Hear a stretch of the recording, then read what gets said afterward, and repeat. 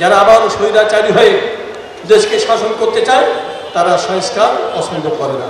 যারা খুনকে বৈধতা দিতে চায় তারা এই খুনের বিচার চায় না। যারা সুষ্ঠু নির্বাচন চায় না তারাই পিয়ারের বিরোধিতা করে। এই পিয়ার সিস্টেমে নির্বাচন দিতেই হবে, যদি না হয় আবার ফ্যাসিস্ট আন্দোলন ঘটবে।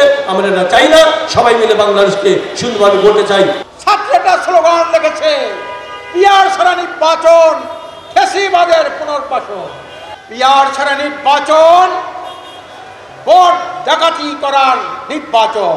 আমরা এই দেশকে নিয়ে কোনো ফ্যাসিবাদী শক্তি, ভারতের দালাল শক্তিকে আর দেশটি আমরা খেলা করতে দেব না। বিএনপির একজন প্রভাবশালী নেতা তিনি বলছেন ৭২-এর সংবিধান নাকি জিয়াউর রহমানের অবদান, বিএনপির চেতনার আলোকে নাকি ৭২-এর সংবিধান হয়েছে। আমাদের কাছে অবাক লাগে, এরা কি করে বিএনপির মতো একটি দলের প্রভাবশালী নেতৃত্বের অবস্থানে এখনো রয়েছে, যেই ৭২-এর সংবিধানের মৌলিক ভিত্তিকে ধ্বংস করেছে জিয়াউর রহমান। আবার সেই সংবিধানকে আপনারা বলছেন জিয়াউর রহমানের অবদান। আপনাদের লজ্জা করা উচিত। শেখ হাসিনা যেই বয়ান দাঁড় করাতো তারা আবার সেই বয়ান সামনে নিয়ে এসেছে।